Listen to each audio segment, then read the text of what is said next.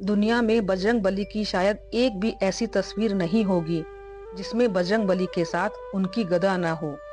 लेकिन क्या आपने कभी सोचा है कि आखिर बजरंग बली के पास ये गदा आई कहाँ से? ये गदा उन्हें किसी ने दी या फिर ये उनकी पुश्तैनी गदा थी?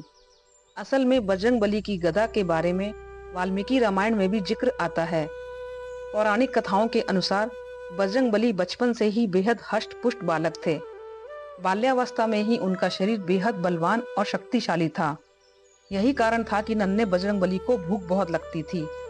तो एक सुबह जब बाल बजरंग बली को बहुत तेज की भूख लगी तो उन्होंने सभी जगह भोजन की तलाश की, परंतु कहीं से भी पेट न भर पाने के कारण उन्होंने जब सिर उठाकर आकाश में देखा तो उन्हें लाल रंग का कुछ चमकता हुआ सा नजर आया।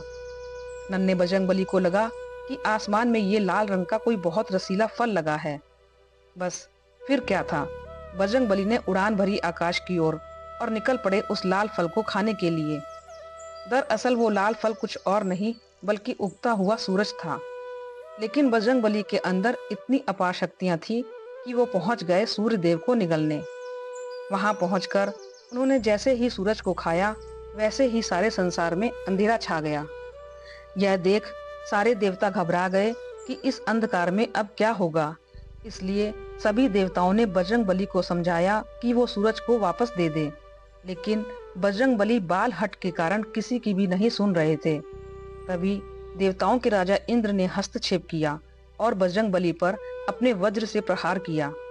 वह वज्र सीधा बजरंग बली के मुंह पर लगा और उनका हनु टूट गया। हनु अर्थात ठोडी, और उनके मुंह से सूर्य देव बाहर निकल आए।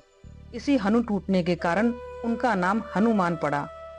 देवराज इंद्र के प्रहार से हनुमान जी मूर्छित होकर पृथ्वी पर गिर पड़े।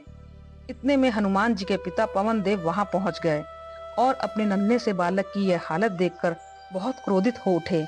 उन्होंने सारे संसार से वायु को रोक दिया, जिससे सभी जगह हवा चलनी बंद हो गई और धरती के सभी जीव जंतु मरने लगे। यह सब देखकर सभी देवता पवन देव के पास पहुंचे और उनसे विनती की कि वो हनुमान जी को मूर्छा से वापस ले आएंगे, बस वो वायु को ना रोके। इसके बाद हनुमान जी को वापस होश में लाया गया और सभी देवताओं ने उन्हें वरदान स्वरूप कुछ न कुछ जरूर दिया। जैसे कि देवराज इंद्र द्वारा गलती हुई थी तो उन्होंने हनुमान जी को एक वरदान दिया कि उनका शरीर इंद्र के वज्र जितना मजबूत होगा और अब उनका वज्र भी हनुमान जी को नुकसान नहीं पहुंचा सकता। इसी तरह इंद्र के साथ अन्य देवताओं ने भी उन्हें वरदान दिए।